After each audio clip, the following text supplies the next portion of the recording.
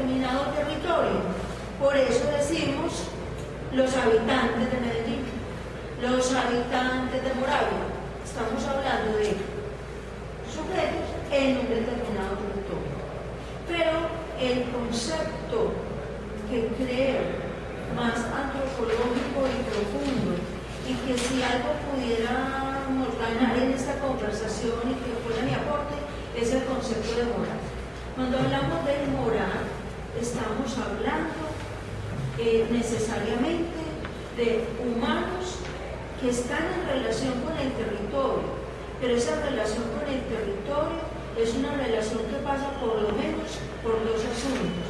Pasa por construir el territorio, por dejar huella en el territorio y por una relación de cuidado con el territorio. Y entonces hay una porción de ese territorio que de alguna manera refleja esa relación de cuidado, que es por ejemplo la morada, el hogar. Es ese espacio, si se quiere, de lo íntimo en el que yo me relaciono con las personas que yo he decidido convivir. Ustedes son jóvenes, pero es posible que algunos ya hayan decidido compartir su vida con un compañero, una compañera, y ustedes lo van a hacer siempre pensando en un lugar, en un territorio que va a tener sus gestos, que va a tener sus relaciones y que se van a plasmar en ese mundo de objetos. Entonces, ese territorio fundante tiene no solamente un territorio, sino que ya hay un afecto, hay unas relaciones allí. Y se habla que entonces, se podría decir, es un territorio de arraigo. Arraigo es lo que los humanos hacemos en un territorio. El arraigo tiene que ver con ese territorio al que uno cree pertenecer y que uno construye. Aquí hay una vinculación fundamental que es la tierra. No hay humanos sin tierra. Aquí uno podría de forma dramática entender que se nos está olvidando algo, y es que uno cree que la Tierra es un planeta. En esta reflexión vamos a decir que la Tierra es mucho más que un planeta. Es que no hay ningún suelo y ningún sujeto sino está en la Tierra. Y por eso hay un asunto que tiene que ver con el anclaje, que es cuando yo digo, yo soy Rosa Amparo Sánchez, nacida en Medellín en tal año. Ese anclaje me está hablando, ¿dónde nací? Y ya eso hizo una marca definitiva y de arraigo. Está diciendo en qué fecha nací. Y tercero, me da un nombre. Y eso me hace único. Eso te hace único.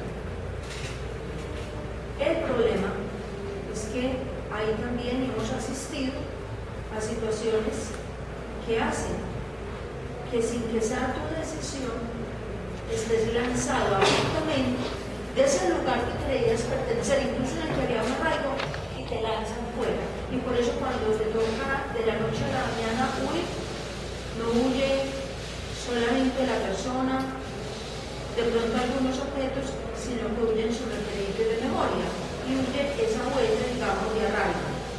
Pero nosotros construimos mundo como entendiendo por mundo relaciones con otros y donde aposentamos, si se quiere, los sueños, donde hablamos de poner nuestros proyectos de vida. Eso es el mundo.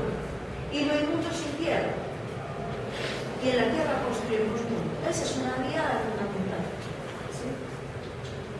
Entonces, pues yo que he estado trabajando en desplazamiento forzado, incluso en la ciudad, desde ahí leo lo que significa el que de un momento a otro personas que radicalmente construyen arraigo y construyen mundo y construyen morada, como son las personas que llegan, sobre todo a partir de toda esta guerra que hemos vivido, que llegan de las subregiones, los expulsados de Urabá, del Oriente, y que al llegar a la ciudad transforman este territorio y se han conformado más o menos 50 asentamientos humanos con personas que tuvieron que dejar su tierra de arraigo, tuvieron que dejar el sonido, del mar, o tuvieron que dejar el viento de esa montaña donde veían atardecer, o tuvieron que dejar esos árboles que hacían parte de su memoria,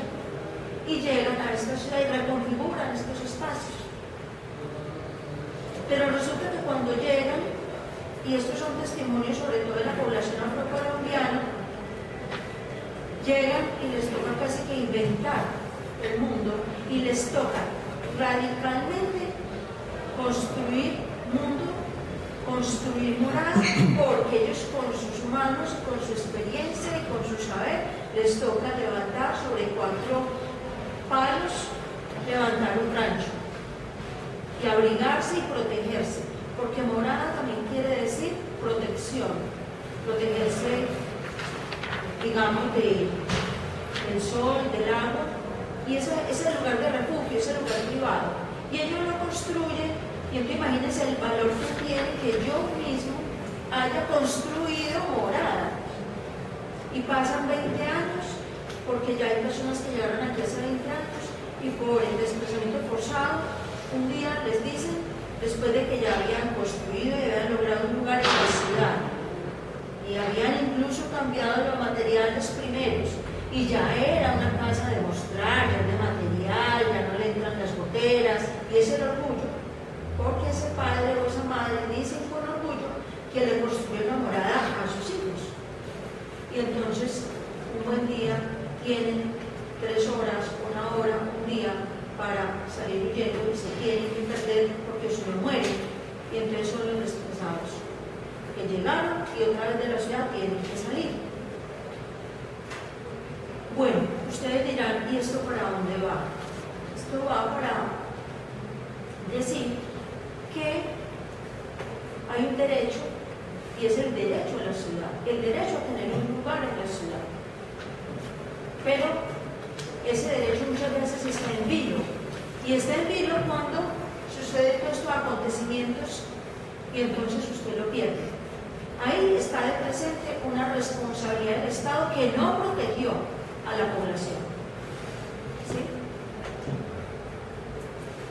Y entonces resulta que hay una ley que aparece en 1997 que reconoce la situación de la población desplazada, y las personas desplazadas tienen que ir a hacer una declaración, decir de dónde salieron, en qué circunstancias, pero básicamente se le ha reconocido esta condición a población que viene de la Bahía, que viene del Oriente, pero ha sido muy difícil de reconocer para quienes, estando aquí en Medellín, salen obligadamente de un barrio a otro, de una comuna a otra, porque ha sido más tardío la aparición y el reconocimiento del desplazamiento intraurbano. Resulta que las administraciones locales en Colombia, los alcaldes de todas estas ciudades, han visto como un problema la llegada de la población de las regiones. Y no solamente las autoridades, también nosotros. Nos parecen feos, nos parece que esto lo están invadiendo, y se ha dicho que son invasores, y que quién sabe qué traen detrás, y que a lo mejor fueron aliados de algún grupo y todo lo ven con sospecha. A esos que llegan los vemos como que ellos no tuvieran derecho a la ciudad. Y entonces viene toda una idea, y es de que se devuelvan a su tierra, negándoles ese derecho a la ciudad. Cuando Juan Alberto en estos días, preparando este conversatorio, me hacía y me ponía casi que en la silla a pensar, Amparo, en estos 10 años, ¿qué asuntos significativos en términos de cambio y de paz usted ha observado? Eso fue una pregunta difícil, les confieso, porque yo sobre todo he registrado, a través de la experiencia de las víctimas, la negación que se ha hecho de su derecho a la ciudad. Pero cuando Juan Alberto me puso en esa situación, yo también tuve que reconocer, y aquí hay una resistencia que yo he tenido, reconocer un esfuerzo muy importante que se ha dado en esta ciudad por las 2 últimas administraciones que Primero, por ley, no es que fueran buenas personas, no es que por ley tenían que reconocer los derechos de la población desplazada. Pero la ley nacional, digamos, solamente se ha quedado en atender el asunto de atención humanitaria de emergencia, que literalmente es un mercado cada 3 meses para la población desplazada. Un mercado para el cual había que hacer no sé cuántas filas, que muchas veces finalmente no se los daban, y que lo que hacía más bien era revictimizar porque les humillaba. ¿Sí? Pero resulta que en la administración, desde el año 2009, se planteó que debería de atenderse con dignidad a la población desplazada. Inicialmente hacía parte, la unidad de atención a la población desplazada estaba, digamos, en la atención al lado de la población de situación de calle, de la población vulnerable en general, pero no se reconocía que en la población desplazada como víctima hay unos asuntos que no tienen los pobres históricos, que además de pobreza vieron dañado su cuerpo, su memoria, su tejido social, que no fueron protegidos, digamos, por el Estado, y que en virtud de eso el Estado tiene que reconocer una responsabilidad. Entonces, la administración dice, tenemos que conformar una unidad especial que atienda a esta población. Y aquí yo quiero hacer un breve paréntesis para decir lo que significa cambiar la comprensión de un problema, cómo eso cambia la actitud y cómo eso puede cambiarlo todo. Clifford Geertz es un antropólogo norteamericano que dice que cuando uno cambia la actitud y cambia el conocimiento de un fenómeno, va a cambiar también las acciones, la manera de comportarse con el otro. Y yo he visto esto muy claro, digamos, cuando la administración comprendió que había que cambiar el enfoque de atención a la población por necesidades básicas insatisfechas por un enfoque de derechos. Cuando se te atiende porque tenés insatisfacción de necesidades básicas, entonces te dan un mercado, de pronto te ponen una vacuna, te ponen una inyección, te dan un médico.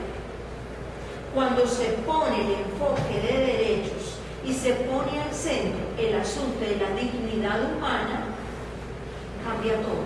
Primero, entender la dignidad humana es entender que cada uno de nosotros somos únicos, irrepetibles, que cada uno tiene una racionalidad y que la persona, por el solo hecho de estar aquí, cada uno de nosotros, es un fin en sí mismo y nunca puede ser entendido como un medio y no se le puede instrumentalizar. Formas de instrumentalizar es volverte un medio para la guerra, ponerte a transportar armas. Usted es un medio. Un medio es, a nombre de la ciencia, utilizarlo a usted para la investigación, incluso sin su consulta y su consentimiento. Instrumentalizar es, a nombre de cosas muy bonitas y muy interesantes como el arte o como la antropología, poner a las personas como medio y no como fin. Y allí hay un asunto ético profundo. Cuando entonces se pone al centro la dignidad y el enfoque de derechos, los mismos funcionarios que tenían que atender a la población desplazada entran algunos en crisis porque ya la atención no es simplemente a personas que vienen y hay que entregarles un bicho y un mercado y hacerles un favor, sino que es que allí está un humano frente a otro humano en una relación en la que tiene que mirarse a la cara desde unas relaciones éticas para entender o aproximarse al dolor del otro, entendiendo que es intransferible, pero que yo lo puedo comprender. En ese sentido, el idealismo ciudadano que abunde ahorita, somos una sola ciudad, un espacio diverso pero único, un lugar permanente, un lugar en permanente construcción en medio de diferencias. Dale, te hago señas. Sí, claro, es el siguiente. ¿Cómo jugamos ahí? Sí, vale, aquí. Sí, dale. Siempre partimos de la afirmación de que Medellín es una ciudad que se acostumbró a arrasar su pasado, que Medellín es una ciudad en permanente demolición, que en Medellín la memoria no existe. Como consecuencia, que este territorio ya está conurbado con otros 9 municipios, no ha logrado construir su propia identidad y consecuentemente sus procesos culturales y sociales. Esta afirmación a la que muchos le hacemos eco de forma facilista y con bastante desconocimiento de la integralidad de la ciudad, sirve prioritariamente, o mejor, le hacen juego a los intereses y a las lógicas del mercado inmobiliario que ante la carencia de suelo urbanizable y ante el imaginario de la vivienda como la única posibilidad de una estabilidad económica, nos vende modelos de crecimiento al interior de ciudades en altura y de acomodarnos cada vez en menos metros cuadrados, menos espacios colectivos y muchos y repetitivos centros comerciales, que a la manera de José Saramago, en su libro La Caverna, relata como una sencilla familia de orfebres artesanales, habitantes de las zonas rurales, sueñan con llegar a vivir al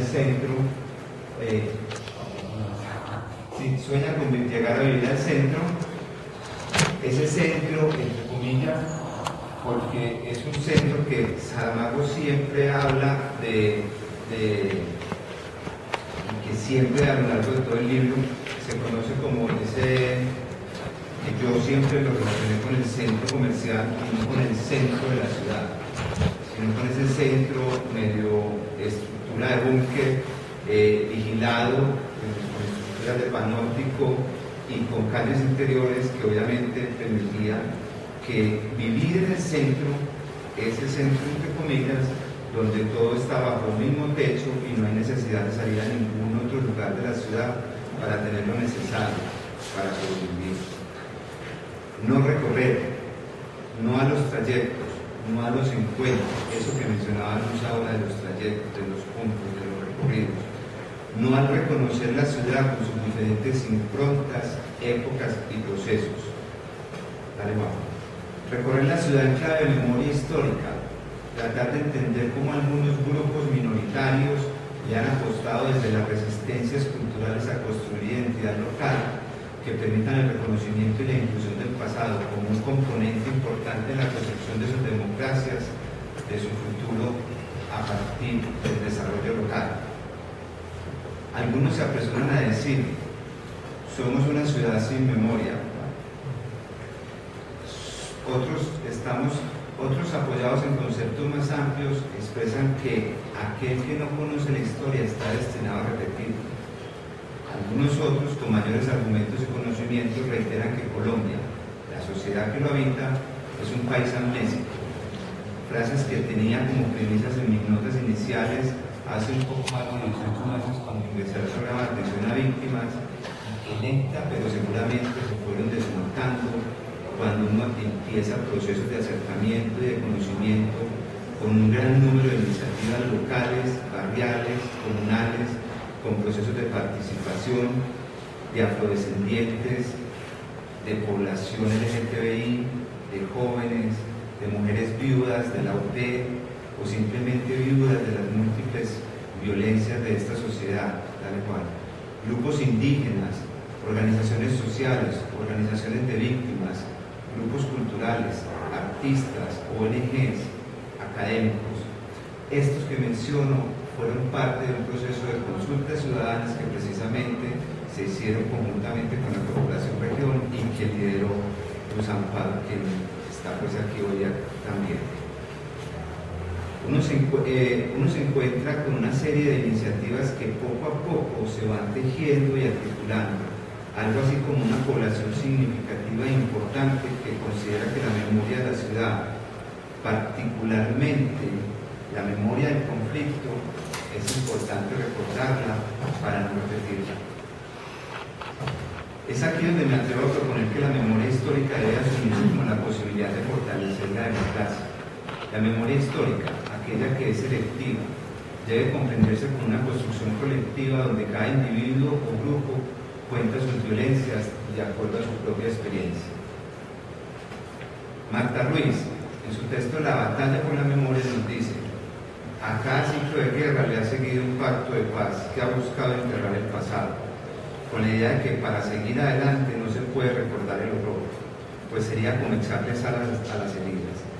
Las víctimas de la violencia de los años 50 pudieron quedar en el olvido en aras de que el Frente Nacional fuera viable, a no ser porque un grupo de intelectuales, Monseñor Germán Guzmán Campos, Orlando Faz Borda y Eduardo Maña Luna, exhumaron archivos, recogieron testimonios en campos y veredas para luego interpretar lo que había ocurrido en ese aciago periodo. Sin ese estudio, llamado La violencia en Colombia, quizá nunca se hubiera sabido que fueron 300.000 personas quienes murieron en esos años, que hubo todo tipo de métodos de horror y de los vínculos profundos de sectores políticos, urbanos, con las matanzas, de sectores políticos urbanos con las matanzas. Este fue, si se quiere, un antecedente pionero de la memoria histórica en nuestro país. En Colombia, a partir de las declaraciones de los victimarios en los tribunales de justicia y paz y con los testimonios de las víctimas, se está configurando una especie de retrato hablado de las últimas 2 décadas. El cuadro es pavoroso: violaciones a mujeres, matanzas hechas con la complicidad de la fuerza pública, destierros como política sistemática para apropiarse de las tierras, reclutamiento de menores que pasaron de ser víctimas a victimarios, y venganzas, retaliaciones, resentimientos por parte de unos e indiferencia por parte de la mayoría. Medellín ha sido un laboratorio permanente para leer los impactos de estos procesos históricos de violencia por múltiples factores: la violencia política, el narcotráfico, el terrorismo, la guerrilla, las milicias urbanas, las bandas criminales, las bandas emergentes, en fin, para tratar de comprender las respuestas institucionales que desde el Estado se hacen cada periodo. Un Frente Nacional, un acuerdo político, una consejería presidencial, el primer, Paisa Joven, planes pilotos, planes urbanos integrales, planes de reordenamiento, planes de desarrollo local, presupuestos participativos, en fin. Pero también para reconocer en las resistencias culturales que ante la fragilidad social frente a las violencias toman como alternativa el arte y la cultura para resistir y sobrevivir. Aparecen así Basarte en los años 80, una cinemateca como El Subterráneo, un grupo como Arecomparsa, Convivamos, un festival de poesía en medio de la guerra del narcotráfico, el festival de rock en Castilla, el festival de teatro, Nuestra Gente, la Red Élite en la Comuna 13, el Matacandelas que presentó Marineiro a las 12 de la noche en medio de un toque de queda declarado por Pablo Escobar, La Nave, aficionados al cine, La Fanfarria, ahora Club Peligrosos, Hora 25, ejercicios como los museos comunitarios, los jardines de la memoria que estamos haciendo en este momento en Nuevo Occidente, donde traigo a colación, apoyándome en el relato de Luza, que esa población que ha sido reubicada en macroproyectos, de desplazamientos, de desastres, encontraron como lugar común para hacer un museo comunitario los jardines, porque encontraron que los que les permitía tejerse como comunidad era esa matica que cada uno llevaba, o de Moravia, o de Mano de Dios, o de Villatina, o de distintos lugares, y que cada uno tiene todo un carácter simbólico y una carga y una afectividad con esas plantas que les ha permitido entonces entrar a construir parte de esa comunidad que viene desplazada, que viene sin ser, no sé si la palabra sea esta, un poco desterritorializados, porque llegan sin ningún afecto, sin ningún vínculo que los ate a ese lugar, Y es lo que hemos podido encontrar desde el programa de atención a víctimas como propuesta y como construcción participativa con ellos, hacer ese ejercicio de museos comunitarios a partir de la jardinería, a partir de la recuperación de las zonas verdes,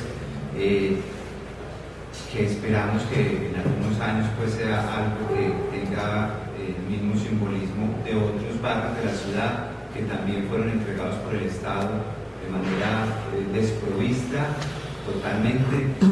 Vivimos en uno de ellos, Carlos R. Restrepo, en los años 70 fue totalmente un barrio sin ningún árbol entregado por el Estado y fue arborizado por la misma comunidad, incluso porque en esa época se llamaba Las Barras, y fue la barra del pelirrojo, luego de un trabajo que hicimos hace algún tiempo en Carlos E, donde encontramos que la barra del pelirrojo era una de las barras, un grupo de jóvenes que se encargó de arborizar muchas de las zonas verdes de este barrio.